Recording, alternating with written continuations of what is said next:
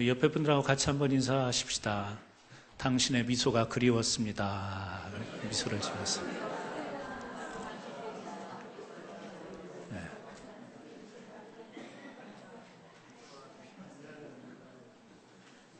한 주 동안 평안하셨습니까?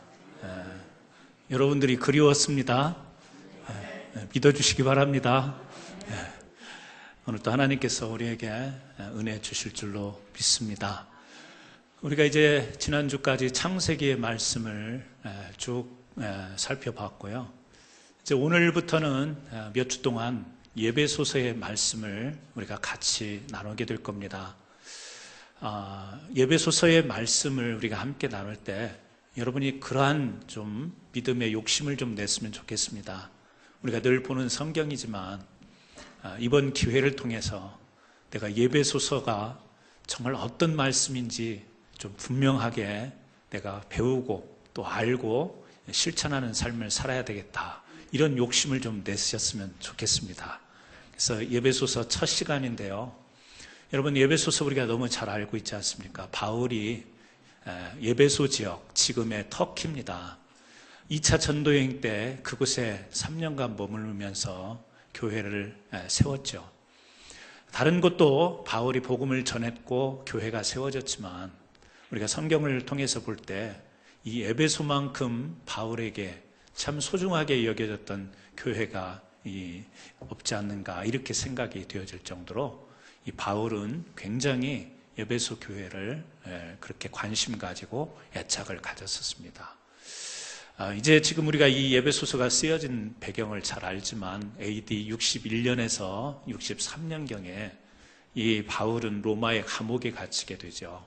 그래서 예배소서, 또 골로새서, 빌레몬서 이런 4개의 성경을 이 감옥에서 그는 글로 편지로 쓰게 된 것, 그것을 오늘 우리는 이렇게 신약에서 한 부분으로 우리가 말씀을 보게 됩니다. 그래서 이 에베소 교인들에게 정말 전하고 싶은 내용, 그 에베소 교회를 생각할 때마다 눈물이 나고 정말 달려가고 싶은 그 바울이 정말 그 교회를 향해서 꼭 전하고 당부하고 싶었던 그 내용이 무엇인가를 우리는 예배소서를 통해서 알 수 있는 거죠. 그런데 그 바울이 신신당부하는 예배소 교회에 보내는 이 편지에 담겨있는 내용을 보니까 우리가 예배소서가 6장으로 되어 있지 않습니까? 1장부터 3장까지는요 무엇을 이야기하냐면 구원에 관한 이야기를 하는 거예요. 구원. 그리고 이제 이 4장부터 6장까지는 우리 믿음을 가진 사람들의 행동, 실천, 구원받은 사람들의 실천이 무엇인가, 그것을 이 3장에 걸쳐서 이야기를 하고 있습니다. 그래서요, 이 바울이 에베소 교회의 구원과 또 구원받은 백성이 어떻게 살아야 되냐, 이 이야기를 하는 것은 결국에 에베소 교회가 이 교회의 본질을 어떻게 붙들고 나가야 되느냐, 이런 이야기로도 연결이 된다고 할 수 있겠습니다. 사실은 에베소 교회를 향해서 이야기한 것 같지만 그 당시의 교회들의 상황이 참 복잡했습니다.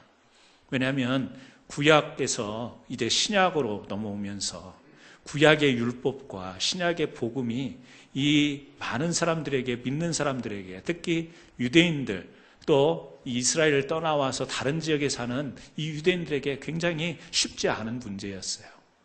지금으로 이야기하면 신학적인 정립이 완전하게 되어진 그런 상황이 아니었어요. 율법과 복음 사이에서. 그리고 또 많은 유대인들이, 이스라엘 백성들이 예수 그리스도를 구주로 믿는 이 기독교로 들어오면서 교회 안에서 막 혼란들이 일어나고 일치가 되지 않는 이런 성향들이 이 소아시아의 교회들 가운데서 일어났던 거죠.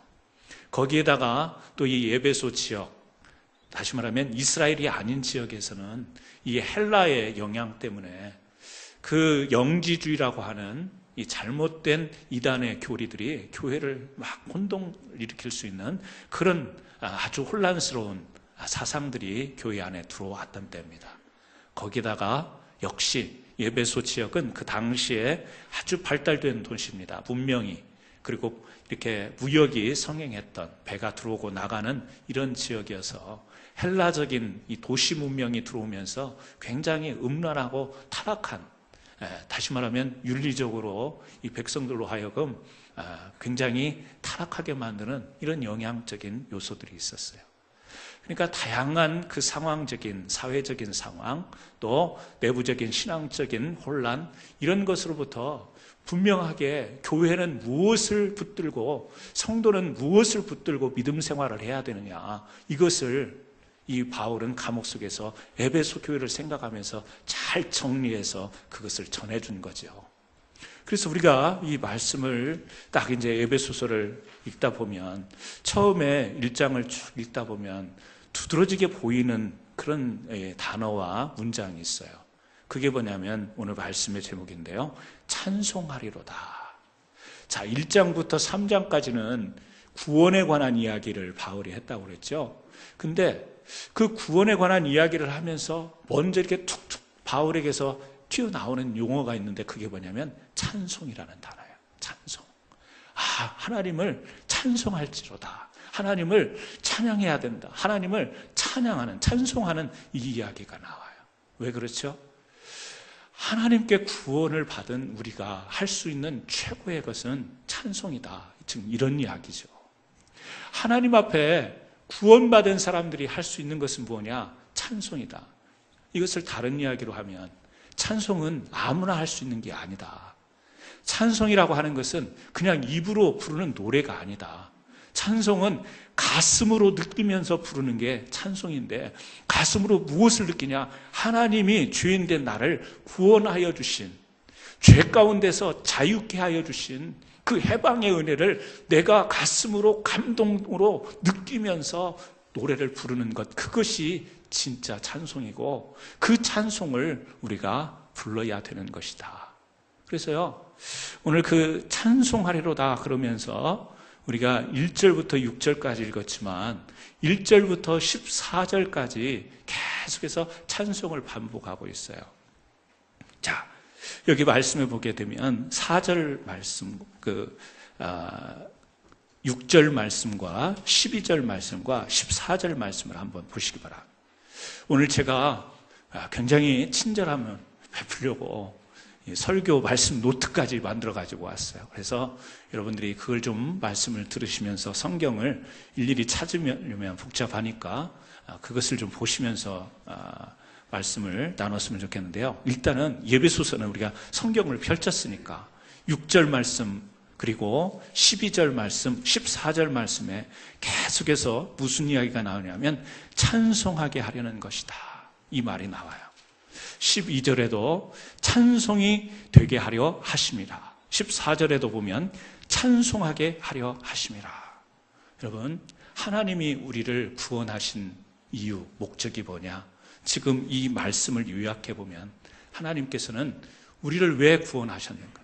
그 이전에 왜 우리를 지으셨는가? 그것은 우리가 하나님을 찬송하게 하려고 우리를 지으셨다. 우리를 구원하셨다. 그런 이야기가 돼요. 그런데 이 이야기를 좀 구체적으로 이야기를 하는 거예요. 자, 우리는 하나님 앞에서 구원받은 백성인데 그 하나님 앞에 우리는 찬송하게 하려고 하나님이 우리를 구원해 주셨는데, 성부 하나님, 성자 하나님, 성령 하나님이 우리를 구원으로 이끄시잖아요. 그래서 3절부터 6절까지는 성부 하나님이, 하나님 아버지가 우리를 어떻게 구원하셨냐, 이것을 이야기하면서 그 아버지께 우리는 찬송을 돌려드려야 된다 그러면서 아버지에 관한 이야기를 하고 마침에 6절에서 그 아버지께 찬송하게 하려고 한다. 그리고 7절부터 12절까지는 성자 예수 그리스도에 대해서 그분이 우리에게 구원을 어떻게 인도하셨는가 이야기를 하고 나서 12절 마지막에 가서 찬송하게 하려 합니다. 그리고 나머지 성령 하나님이 우리를 어떻게 구원으로 인도하셨는가를 13절, 14절에서 이야기하고 14절 마지막에 가서 찬송하게 하려 하십니다. 그러니까 1장 1절부터 14절까지 세 번을 반복해서 찬송하게 하려 합니다. 반복이 되는데 첫 번째는 성부 하나님, 두 번째는 성자 하나님, 세 번째는 성령 하나님께 우리가 찬송을 해야 되는 것인데 왜 그러냐? 그 삼일체 되신 하나님이 우리를 구원으로 인도하셨기 때문이다. 이것을 바울은 설명을 하고 있는 거예요. 여러분, 성경을 보면 우리가 시편에도 보면요, 참 그 탄식과 그 아픔과 막 공경에 처했을 때 그 심경을 다 토로하지만 시편 150편 마지막에 가서는 어떻게 이야기를 하죠? 어떻게 결론을 내리죠? 호흡이 있는 자마다 여호와를 찬양할지어다. 호흡이 있는 자마다. 무슨 이야기죠? 이 세상의 모든 사람, 만물, 호흡이 있는 생물체는 여호와를 찬송하려. 동물이 찬송할 수 없죠. 생물이지만 찬송할 수 없습니다. 호흡이 있지만 하나님을 찬송할 수 있는 존재는 우리 사람밖에 없는 거예요. 우리가 사람이 살아가면서 겪는 많은 일들을 시편은 쭉 써놨잖아요. 기쁠 때도 있고 슬플 때도 있고 괴로울 때도 있고 아플 때도 있고 쫓길 때도 있고 넘어질 때도 있는데 그런 이야기들을 쭉 써나가다가 마지막에 가서 탁 하는 이야기, 시편 150편 6절에서 호흡이 있는 자마다 여호와를 찬양할지어다. 여러분, 이렇게 성경이 쓰여져 있어요. 자, 시편에만 그렇게 되어 있습니까? 아니죠. 요한계시록에도 보면, 성경의 제일 마지막에 나오는 요한계시록도 보면 어린 양과 이 어린 양 앞에서 예수 그리스도, 우리의 구주 주님 앞에서, 그 어린 양 앞에서 찬양하는 이런 묘사가요, 계속해서 요한계시록에 반복이 되고 있습니다. 대표적으로 요한계시록 5장 13절과 19장 5절 말씀을 기록을 제가 해놨는데, 어린 양의 찬송과 존귀와 영광과 권능을 세세토록 돌릴지어다. 하나님의 종들 곧 그를 경외하는 너희들아, 작은 자나 큰 자나 다 우리 하나님께 찬송하라 하더라. 그러니까 창세기의 처음 이야기는 창조로 시작이 되지만 마지막은요, 어떻게 돼요? 찬양으로 끝나는 거예요. 찬송으로. 창조되어져서 우리가 이 땅에 살아가고 대를 이어 역사를 이루어가지만 결국에는 우리 인생의 이 세상에서의 마지막, 우리는 찬양으로 곳을 맺으며 또 영원한 찬양이 있는 곳으로 우리는 나가게 될 거라는 거죠.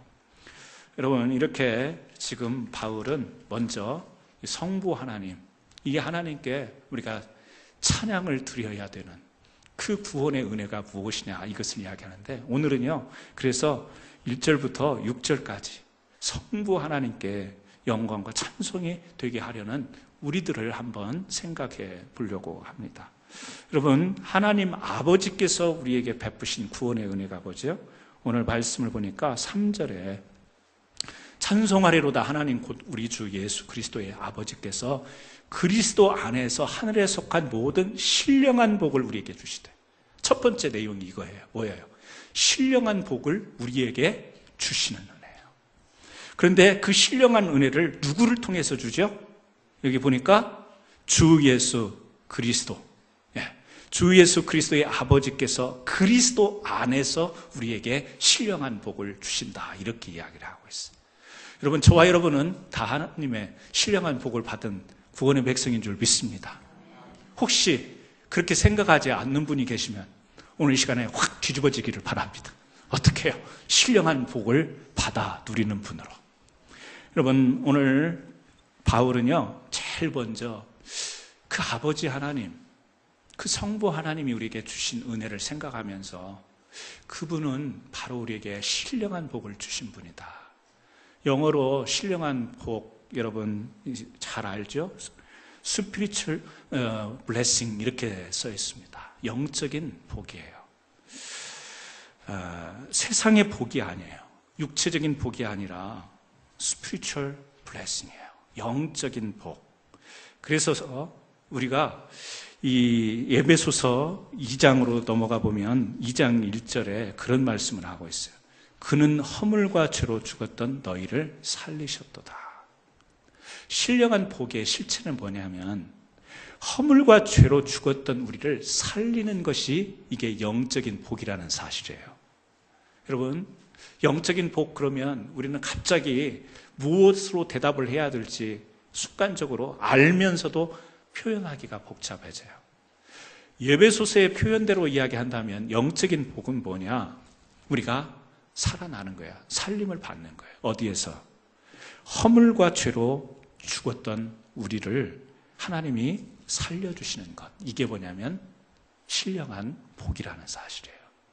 그래서 우리가 이 죄와 허물을 해결하는 것, 이것이 우리에게 있어서 얼마나 큰 영적인 복인가, 이 사실을 우리가 인지하지 않으면 어떻게 보면 우리의 신앙생활이 기복적인 신앙이 된다라는 말처럼 어떻게 보면 육신적인 복을 우리는 추구하면서 살아가는 그런 신앙생활이 될 수 있다는 거죠.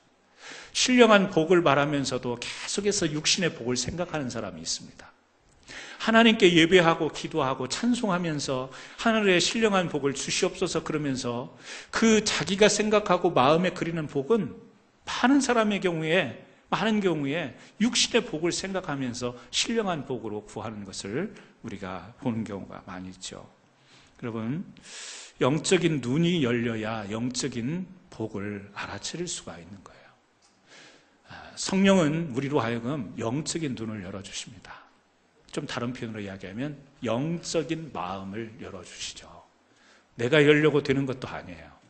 주의 성령이 우리로 하여금 영적인 눈을 열어주셔서 영적인 것을 바라볼 줄 알 때 우리가 이 신령한 복의 실체를 알 수 있는 거예요.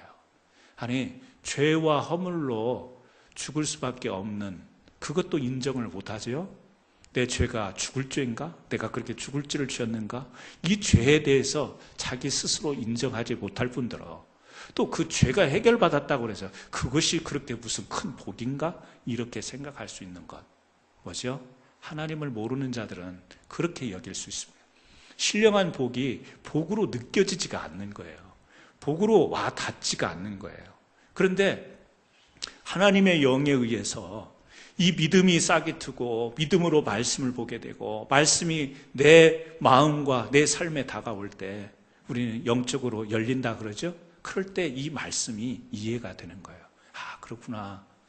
허물과 죄로 죽었던 내가, 우리 인류가, 우리 인간이 이렇게 예수 그리스도 안에서 다시 의롭게 여김을 받고 살아날 수 있는 것, 이것이 얼마나 귀한 축복이냐, 이렇게 여길 수 있는 것은요, 영적으로 눈이 열린 사람이 가능한 것이죠. 여러분, 그렇습니다. 이 영적으로 열린다라는 것, 우리 사람은 영과 혼과 육으로 짐을 받았어요.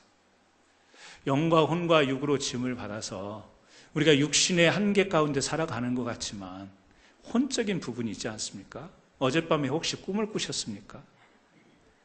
저도 어젯밤에 좀 피곤했는지, 물론 아주 피곤하면 꿈을 꾸지 않지만 혼란스러운 꿈을 꿨어요. 저는 꿈을 꿔도 굉장히 교회적인 꿈을 꿔요. 우리 교회 몇몇 집사님이 제가 주일학교 다녔던 교회에 나타나가지고 막 스토리도 없는 꿈을 어제 막 혼란스럽게 꾸고 왔어요. 그런데 눈을 뜨고 생각해보면 기억을 해요. 어제 꿈속에 나타났던 남자 집사님들이 계셨어요. 여기서 호명은 못하지만.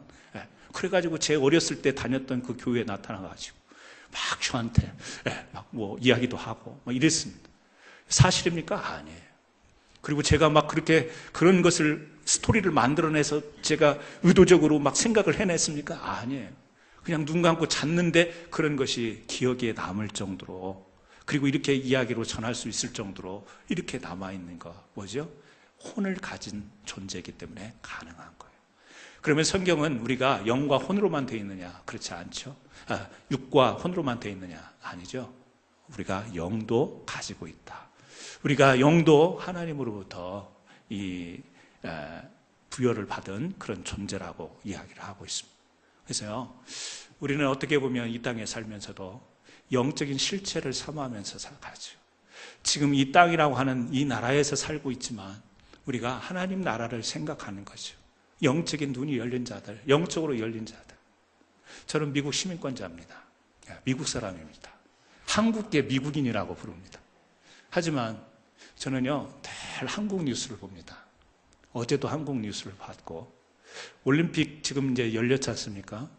미국하고 한국하고 만약에 무슨 경기가 있다고 하면 저는 어디를 응원하게 될까요?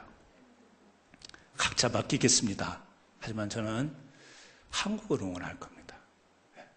한국하고 미국하고 어떤 정치적인 이슈가 갈등이 생겼다. 그러면 제가 표현은 못해도 마음속으로는 어디 쪽을 응원하겠습니까? 한국 쪽을 응원하겠지. 왜 그죠? 제 뼛속에 묻혀 있는 것. 법적으로는 이제 선서도 하고 시민권도 받았지만 제 마음과 그 뼛속에 들어있는 깊은 정서에는 한국이라고 하는 그 나라가 있기 때문에 그래요. 여러분, 우리가 이 땅에서 살아가지만 우리 뼛속 깊이 들어있는 하나님이 우리에게 부여하신 그 깊은 정체는 뭐냐면 하늘나라 백성이라는 사실이에요. 그렇기 때문에 여러분은 그렇게 사실지 모르지만 우리는 이 땅에 살면서도 하늘나라에 대한 궁금증, 하늘나라에 대한 소식, 하늘나라가 늘 내 의식 속에, 마음 속에 자리 잡고 있어야 되죠. 미국에 살면서, 해외에 살면서 한국을 늘 생각하고 한국 뉴스를 보고 한국을 이렇게 바라보는 것처럼 우리가 이 땅에 살고 있지만 하나님 나라에 우리는 백성이라는 사실을 잊어서는 안 되고, 또 그러다 보면 자연스럽게 영적인 신령한 하나님의 복을 받은 사람들은 그 하나님 나라를 잠시도 잊어버릴 수가 없는 거예요. 여러분 어떻습니까? 여러분은 삶 속에서 여러분들이 사시는 가운데 그 하나님과 하나님 나라가 늘 의식되어지고 있습니까? 그것을 생각하시면서 이 땅에서 살아가십니까? 여러분, 어떤 자기 삶 앞에 문제가 주어졌을 때 하나님 나라 쪽으로 응원하며 사십니까? 아니면 전혀 신경 쓰지 않고 살아가십니까? 여러분, 이게 우리 마음대로 되는 것은 아닙니다. 바로 하나님이 성령을 통해서 우리에게 인도해 주셔야만 가능한 거죠. 그래서요, 오늘 바울은 하나님 아버지가 우리에게 신령한 예수 그리스도를 통해서 신령한 우리에게 복을 주셨다.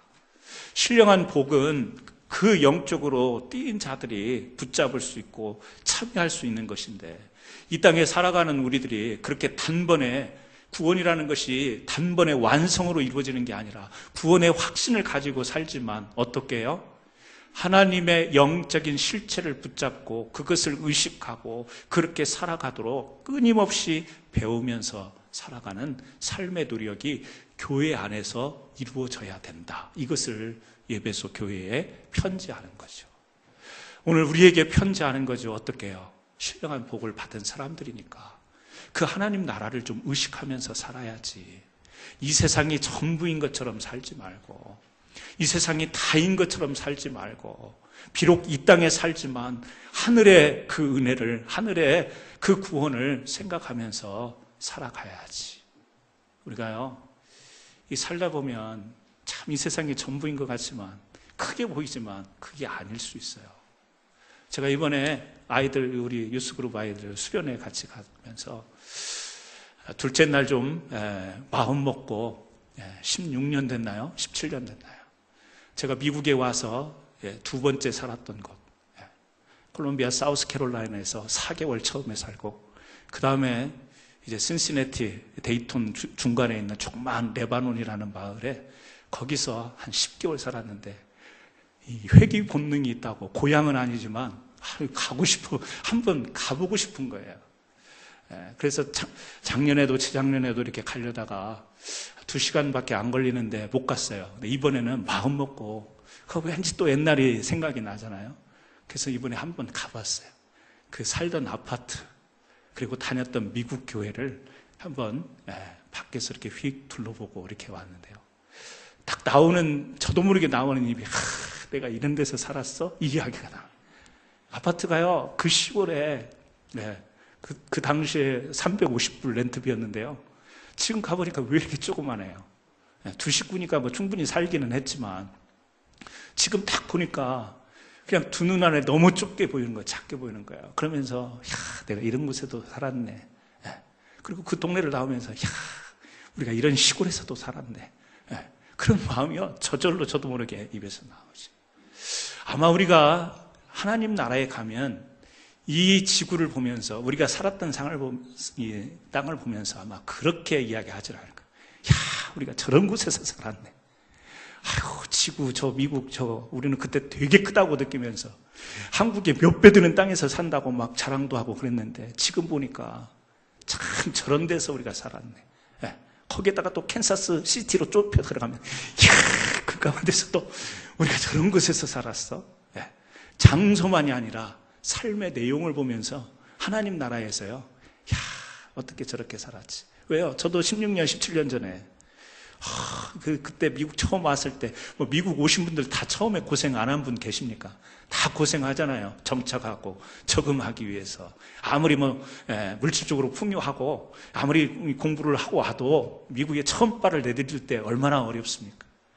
그때를 생각하면 이런 곳에서 그때 살았네. 많은 여러 가지가 오버랩되면서 복합적인 생각이 떠오르면서 그런 이야기를 하지 않습니다. 여러분, 우리가 지금 이 세상에서 아둥바둥하고 살아가지만 이제 영적인 우리가 실체 하나님 나라를 생각하고 이제 언젠가 하나님 나라에서 그렇게 회상할 일이 있을지는 모르겠지만 아마 우리가 살던 이 땅을 보면서 우리가 참 저곳에서 저렇게 힘들게 복잡하게 그렇게 살았네 라고 회상할지 모르겠습니다. 사랑하는 성도 여러분, 하늘의 신령한 복, 그 복은요 육신의 복과는 차이가 있는 거예요. 우리는 신령한 복조차 육신의 복으로 여기려고 하는 성향이 있습니다. 이 땅의 것을, 누리는 것을 복으로 생각하지만 하나님은 우리로 하여금 죄와 사망 가운데서 우리의 영혼을 살려주신 이것이 얼마나 큰 복인가. 이것이 와닿지 않을 때 우리는 성령님의 도우심을 구해야겠죠. 하나님, 죄와 허물 가운데서 구원받았다라고 하는 이 사실이 저의 마음속에 큰 감격으로, 저의 삶의 큰 기준으로, 저의 삶의 큰 힘과 능력이 될 수 있도록 주여 영적인 마음, 눈을 열어 주옵소서. 저는 우리 사랑하는 성도님들이 신령한 복으로 하나님 아버지께 찬송할 수 있는 귀한 믿음의 백성들 되시기를 주님의 이름으로 축원합니다. 두 번째는요, 4절 말씀에 그렇게 나와 있어요. 같이 한번 읽을까요? 곧 창세전에 그리스도 안에서 우리를 택하사 우리로 사랑 안에서 그 앞에 거룩하고 흠이 없게 하시려고. 여기 보니까 우리를요 거룩하고 흠이 없게 하시려고. 하나님이 창세전에 그리스도 안에서 우리를 택했다. 어려운 말이에요. 우리가 태어나기 전에 하나님이 이미 플랜을 다 해놓으셨다라는 거예요. 왜? 하나님이 사람을 지으세요. 창조하시지만 이 사람이 완전한 의의를 가질 수 없다라는 것을 지으시는 하나님은 아시는 거예요. 그래서 이 완전하지 않은 의의를 어떻게 대비를 할 건가에 대한 하나님의 창세전의 계획이 있는데 그것이 바로 예수 그리스도. 예수님이 우리에게 준비가 되어지신 거예요. 그래서 아담과 하와가 하나님의 말씀에 불순종하잖아요. 왜? 완전한 의를 가지지 못한 존재이기 때문에. 그랬더니 바로 하나님이 거기에 대한 대책을 세우죠. 어떻게? 가죽옷을 해 입히잖아요.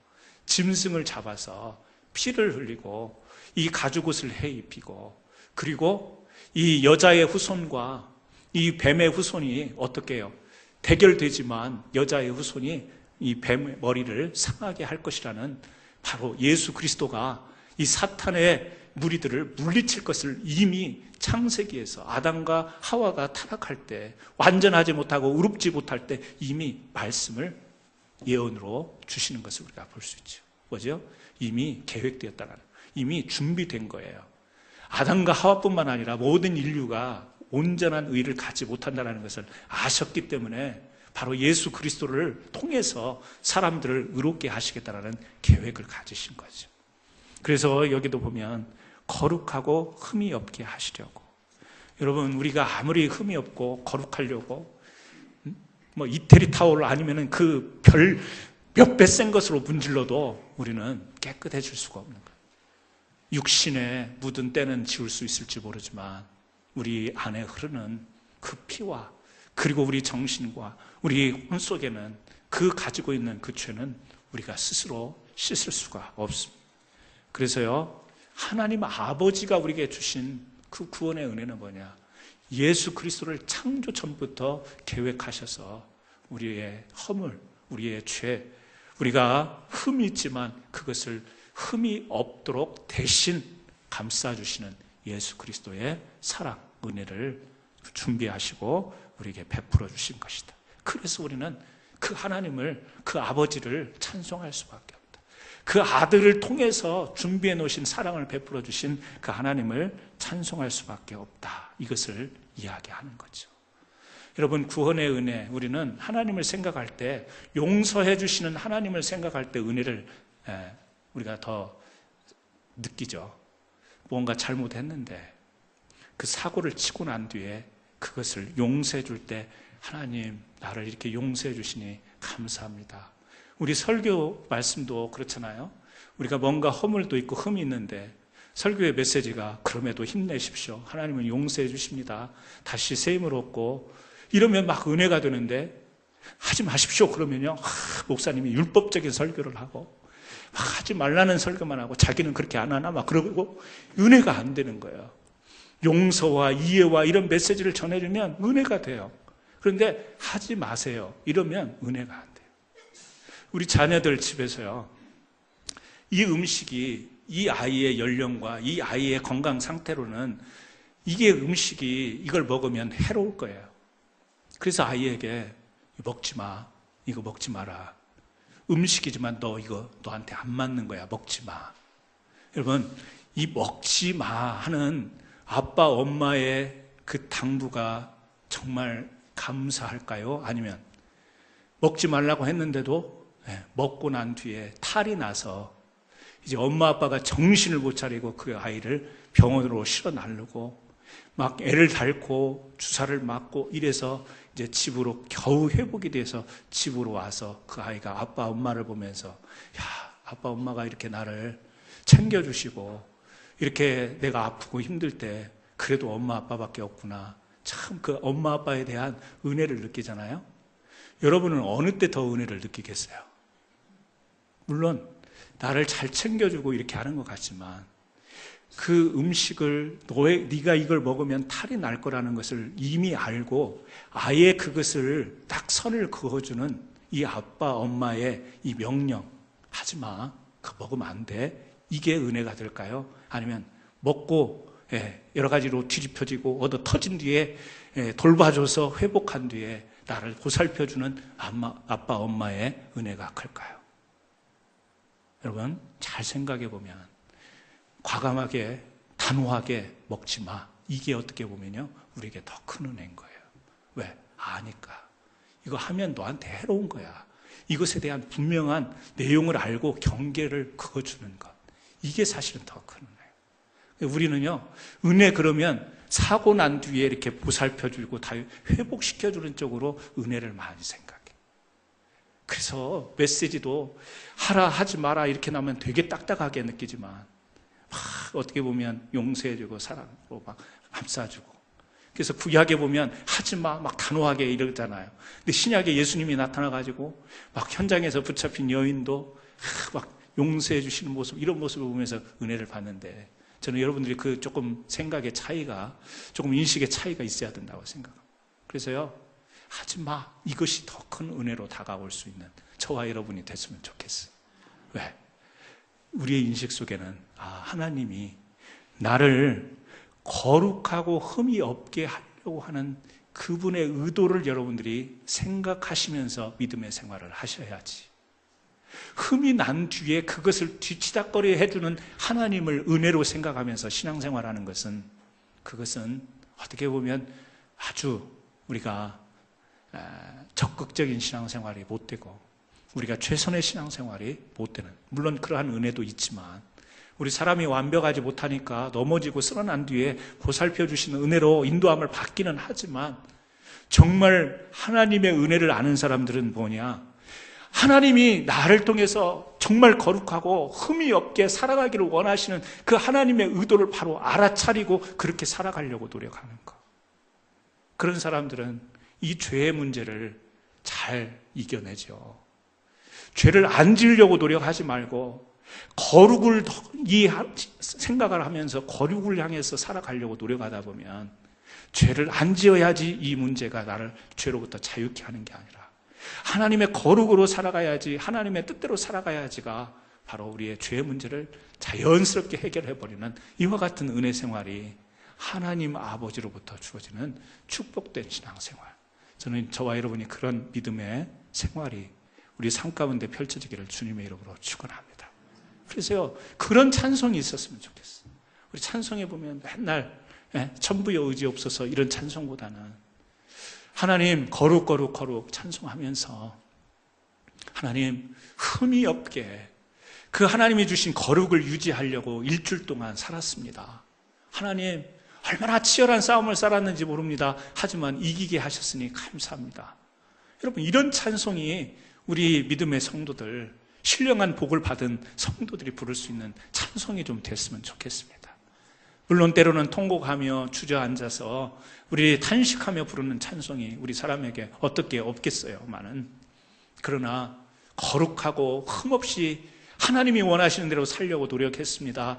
그렇게 살려고 할 때 주님이 도와주셔서 예수 안에서 그런 삶을 살다가 왔다고 하나님 앞에 고백합니다. 주님 감사합니다. 얼마나 감격스럽겠어요. 찬송 아무나 하는 게 아니에요. 찬송 부른다고 해서 찬송이 아니에요. 여러분, 우리 안에서 정말 살아계신 하나님 아버지와 그 사랑이 삶 속에서 막 부딪히고 거기에서 이기기도 하고 밀려나기도 했다가 결국에 그 하나님 앞으로 인도함 받을 때 부르는 노래가 찬송인 줄로 믿습니다. 우리 사랑하는 성도님들의 찬송, 하늘의 노래, 신령한 노래, 저는 그런 찬송이 우리 교회 안에 울려 퍼지기를 바랍니다. 그럴 때 아멘 할 수 있는 거지.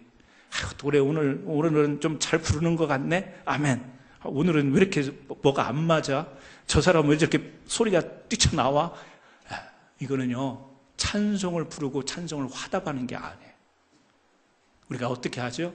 표면적으로 아멘 하지만 그 아멘이라는 말 속에 정말 신령한 복을 주셔서 그 거룩하고 흠없이 살아가려고 하는 우리들의 삶이 하나님 고백으로 드려집니다. 이때요, 우리 마음이 같이 함께 아멘 할 때 그게 찬송이 되는 거죠. 그러니까 아멘이 시원찮하면 그건 여러분들이 신령한 삶을 못 살고 와서 그런 거예요. 앞으로 성가대가 찬양을 이렇게 부르고 나면 여러분, 그 사람들이 어떻게 살았든지 말았든지 어쨌든 듣는 나는 내 삶 속에서 저 찬양처럼 아멘 좀 하시기를 바랍니다. 봐요, 아멘 이렇게 이야기해도 아멘을 안 하지. 전라도 말로 폭폭에 죽어 이게. 할렐루야. 세 번째요, 5절 말씀이에요. 같이 한번 읽습니다. 그 기쁘신 뜻대로 우리를 예정하사 예수 그리스도로 말미암아 자기의 아들들이 되게 하셨으니, 하나님이 우리에게 베푸신 구원의 은혜가 뭔가? 우리를 아들들이 되게 했다. 그럼 딸들은 뭐예요? 자녀 삼으셨다라는 거죠. 영어 표현으로 하면 입양했다라는 거예요. 양자 삼았다라는 거예요. 여기는 아들들이 되게 하셨지만 우리를 하나님의 자녀 되게 했다, 입양했다. 다른 곳에 있는 자들인데 우리를 양자 삼으셨다. 바울이 쓰고 있는 이 로마 시대 때의 이 입양의 의미는요, 두 가지예요. 이름이 그 부모 이름으로 바뀌어요. 지금도 그렇지 않습니까? 이름이 바뀌는 것을 의미해요. 그리고 입양할 때 반드시 조건이 있어요. 그건 뭐냐면 반드시 상속을 해줘야만 되는 거예요. 이름이 바뀌고 상속을 해줄 때 그게 바로 자녀로 삼는 법적인 효력을 갖는 거예요. 여러분, 여기에서 지금 바울이 하나님 아버지를 통해서 우리가 자녀들이 될 수 있게 하신 그 은혜로 우리는 찬송해야 된다, 이런 이야기를 하는데 우리의 이름이 바뀌는 거예요. 육적인 이름이 영적인 이름으로 바뀌는 거예요. 성경에 보면 이름이 바뀌었던 야곱이 이스라엘로 바뀌죠. 표면적인 이름이 바뀌는 거지만 육신적인 삶, 육신 가운데 찌들었던 삶에서 영적인 삶으로 옮겨지는 그 체인지, 그게 뭐냐면, 변화가 뭐냐면 바로 육신적인 삶에서 영적인 삶으로 이름이 바뀌어요. 또 하나는 상속이에요. 유업입니다. 오늘 우리가 성경에 여러분들 프린트물에 기록이 되어 있겠습니다. 갈라디아서 4장 1절에서 2절 말씀에 보면, 내가 또 말하노니 유업을 이을 자가 모든 것의 주인이나 어렸을 동안에는 종과 다름이 없어서 그 아버지가 정한 때까지 후견인과 청지기 아래에 있나니 우리도 어렸을 때 이 세상의 초등학문의 아래에 있어서 종노릇 하였더니. 자, 무슨 이야기죠? 유업을 이어받을, 상속을 받을 권한이 있지만 어리니까 그 대리자들이 클 동안에 장성할 때까지 보호해주고 지켜준다라는 거예요. 그래서 마치 자기가 누리게 될 상속을 마음대로 누리지 못하는 종처럼 거기에 얽매여 있지 마음대로 쓸 수 없는 그런 위치에 있지만 때가 되면 어떻다고요? 상속자가 된다. 유업을 받는다. 우리 성도를 그렇게 소개를 하는 겁니다. 우리가 이 세상에서 지금 이렇게 종노릇하면서 사는 것 같지만 우리가 아직 완전한 때가 안 되었기 때문에 그렇게 살아가는 것이다. 하지만 이제 때가 되면 우리가 어떻게 해요? 그 유업을 받을 자들이다. 주인공들이다. 지금 갈라디아서에서 그렇게 이야기를 하는 거예요. 그래서 갈라디아서 4장 4절에 때가 참에 하나님이 그 아들을 보내사 여자에게 나시고 율법 아래에 나게 하신 것은 우리로 아들의 명분을 얻게 하려 하십니다. 예수님을 이 땅에 보내시는 것은 우리로 하여금 아들의 명분을 얻게 하기 위해서, 죄와 허물 가운데 있었지만 우리를 살리기 위해서 예수 그리스도를 보냈는데, 그것을 다른 표현으로 하면 우리로 하여금 하나님의 자녀가 되게 하기 위해서, 아들의 명분을 얻게 하기 위해서. 그래서 에베소서에 있는 표현 1장 5절 표현을 보면 자기의 아들들이 되게 하기 위해서. 다 같은 이야기 아니에요? 같은 말씀이에요. 여러분, 우리는 신분의 변화가 있는 것을 인식해야 됩니다. 우리는 하나님의 자녀들이에요. 당신의 아버지가 누구냐? 그러면 아버지 이름을 말 못하는 사람이 있어요. 여러 가지 때문에 이름을 말 못하는 사람들이 있어요. 부끄러워서 말 못하는 사람이 있고, 진짜 아버지가 누구인지 몰라서 말 못하는 사람도 있습니다. 어렸을 때 버려졌거나 어렸을 때 돌아가셨거나 이러면은 기억을 못할 수도 있어요. 그때 아버지가 누구냐고 묻는 그 질문이 그렇게 미울 수가 없는 거예요. 그렇게 힘든 질문이 될 수가 없는 거예요. 우리가 아버지가 누군지를 모르면 그것처럼 힘든 게 없는 거예요, 사실은. 여러분, 오늘 우리는 분명하게 하나님이 우리를 자녀 삼아 주셨다. 영적으로 하나님은 우리의 아버지십니다. 갈라디아서 4장 6절에 너희가 아들이므로 하나님이 그 아들의 영을 우리 마음 가운데 보내사 아바 아버지라 부르게 하셨느니라. 아바 아버지요? 아빠라고 부를 수 있도록 하셨다라는 거예요. 여러분, 우리의 육신의 아버지도 물론 사람마다 특별한 사정들은 있습니다. 자식의 입장에서 아버지, 엄마와 관계가 소원해지고 어려운 사람도 있기는 합니다. 그러나 보편적으로 우리가 아버지 그러면 이 아버지 품이 생각이 나는 거죠. 어떤 때는 아버지만 생각을 해도 이 마음이 평안해지기도 하고 마음이 위로가 되고 달래질 때가 있고, 또 아버지가 돌아가신 분들은 그리워하지만 살아계신 분들은 달려가고 싶은 그런 때도 있는 거죠. 돌아온 탕자를 통해서도 아버지의 품이 무엇인가를 우리들에게 간접적으로 전했죠. 여러분, 육신의 아버지도 아버지 그러면 뭔가 달려가고 싶고, 아버지에게 가면 거기에서 자기의 모든 문제도 해결이 되는 것은 아니지만 위로받을 수 있을 것 같은. 왜요? 우리의 본성이 그렇죠. 그 아버지는 나를 책임져 줄 수 있는 분, 또 책임을 못 지더라도 함께 품어주고 생각하고 안아줄 수 있는 분이기 때문에 그렇습니다. 오늘 성경이 우리 하나님을 아버지라고 부를 수 있도록 우리에게 그러한 구원의 은혜를 주셨다. 여러분, 우리가 하나님 아버지, 교회에 와서 기도하실 때 여러분 아버지 그렇게 기도하죠? 좋을 때도 아버지를 부르고 힘들 때도 아버지를 불러요. 그래서 찬송가 419장, 설교 끝내라고 종까지 쳐주시는 이 친절함은 무엇입니까? 찬송가 419장에 보면 우리가 이제 이따 부르겠습니다. 헌금 시간에 부르려고 하는데, 주날개 밑 내가 편안히 쉬네, 밤 깊고 비바람 불어쳐도 아버지께서 날 지켜주시니 거기서 평안히 쉬리로다. 주날개 밑 평안하다 그 사랑 끊을 자느뇨, 주날개 밑 내 쉬는 영은 영원히 거기서 살리. 찬송 가사 가운데 아버지가 어떤 존재인가를 노래로 이렇게 우리가 부르지 않습니까? 오늘 사랑하는 성도님 여러분, 아버지, 어린 나에게, 자녀된 나에게 아버지는 완전하신 분인 거예요. 나는 완전하지 못합니다. 불완전하다라는 말을 영어로 보면 imperfect, I 그 다음에 perfect, imperfect라고 씁니다. 불완전. 우리는 불완전하지만 하나님 안에 있으면 그 말을 살짝 우리는 바꿀 수 있겠죠. I'm perfect. imperfect가 I'm perfect가 될 수 있습니다.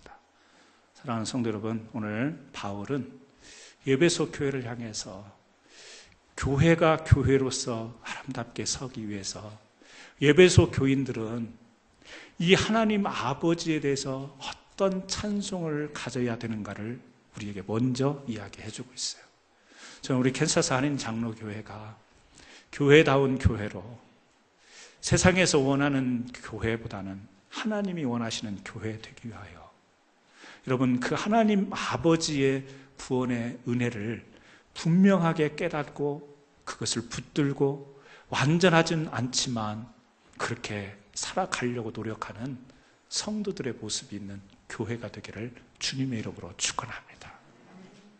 다음 주에는 예수 그리스도 아들 성자 예수 그리스도를 우리가 그 구원의 은혜를 어떻게 찬송해야 되는가를 말씀을 나누겠습니다. 기도하시겠습니다. 하나님 아버지